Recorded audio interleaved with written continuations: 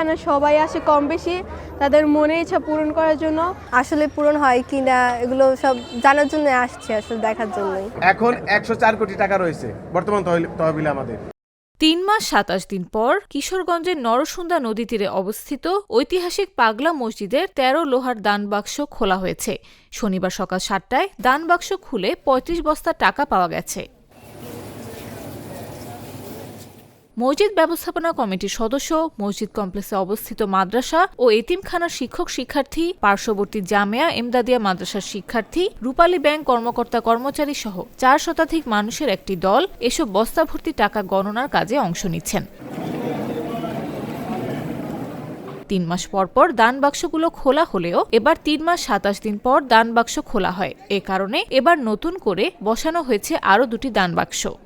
আসলে আমি যখন ছোট ছিলাম তখন এটা আমার একটা বইয়ের মধ্যে পাগলা মসজিদের নাম ছিল, তো এখান থেকে দেখার ইচ্ছা ছিল। আর আমার আব্বু আম্মুর এখান থেকে শুনেছি, আর এখানে শুনেছি যে সবাই বলে এখানে নামাজ পড়লে মনের ইচ্ছা পূরণ হয়। তাই জন্য ভাইয়ার সাথে এখানে দেখতে আসছি যে এটা আসলে কেমন, আসলে পূরণ হয় কিনা এগুলো সব জানার জন্য আসছি, আসলে দেখার জন্যই। তো এটা আমি আব্বু আম্মুর থেকে অনেক নাম শুনছি, এটা যা মনে ইচ্ছা পূরণ করে আর কি। তো আজকে ইচ্ছা আর কি আসছি। তো এটা দেখতে অনেক সুন্দর, অনেক ঐতিহাসিক, এটা তার জন্য আর কি ঘুরতে আসলাম। এর আগে চলতি বছরের ৩০ আগস্ট ৪ মাস ১৮ দিন পর মসজিদে দান বাক্সগুলো খুলে রেকর্ড ১২,৯,৩৭,২২০ টাকা পাওয়া যায়।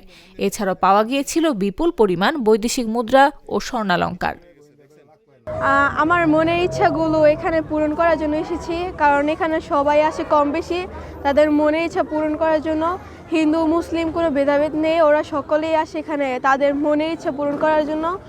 আমরা পাগলা মসজিদে আসছি। আমার নাম সাবিহা আক্তার। আমি নিয়ত করতে আসছি, আমার বাবার জন্য নিয়ত করতে আসছি। আমি মিশন প্রাইমারি স্কুলে পড়ি। আমি ব্রাহ্মণবাড়ি থেকে আসছি। আমি দীর্ঘদিন যাবৎ ইউটিউব চ্যানেলে বা টিভি চ্যানেলে দেখছি অনেকেই যার যার মনের ইচ্ছে নিয়ে এখানে আসে, কিছু মানত করে, দান করে যেন তাদের সকলের মনের ইচ্ছা পূরণ হয়। ওখান থেকে দেখে আমার ইচ্ছে হলো যে একবার হলেও ওখানে যাই, হয়তো আমারও সবার মতো মনের ইচ্ছে পূরণ হবে।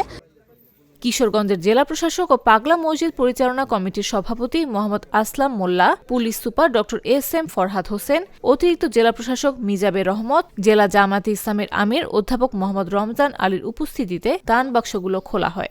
আমাদের ৩ একর জমির উপরে পাগলা মসজিদ কমপ্লেক্স ও ইসলামিক রিসার্চ সেন্টার হবে, এটা আমরা সিদ্ধান্ত নিয়েছি। তো এখানে ৩ একর জমির উপরে হবে এবং এটার নকশা প্রণয়নের কাজ দেওয়া হয়েছে, বুয়েট কর্তৃপক্ষকে দেওয়া হয়েছিল। তারা পছন্দ করে দিয়েছেন রুয়েটকে, Rajshahi university of engineering and টেকনোলজিকে। তো তারা কাজ করছেন এবং তারা আমাদের সাথে প্রতিনিয়ত যোগাযোগ করছেন। আমাদের ওয়াকফ প্রশাসক মহোদয় গত শুক্রবারে এসেছিলেন, আপনারা জানেন। তিনি এটা পুরো জমি সরেজমিনে পরিদর্শন করে গেছেন কোথায় কি হবে, এবং পরবর্তীতে আমরা ডিটেল জানাবো। প্ল্যান পাওয়ার পর আমরা ডিটেল জানাবো কোন মসজিদের কয়তলায় কি থাকবে। তহবিলে কত টাকা আছে এখন 104 কোটি টাকা রয়েছে বর্তমান তহবিলে আমাদের। এছাড়াও এ সময় বিপুল সংখ্যক সেনাবাহিনী, পুলিশ ও আনসার সদস্য উপস্থিত রয়েছেন।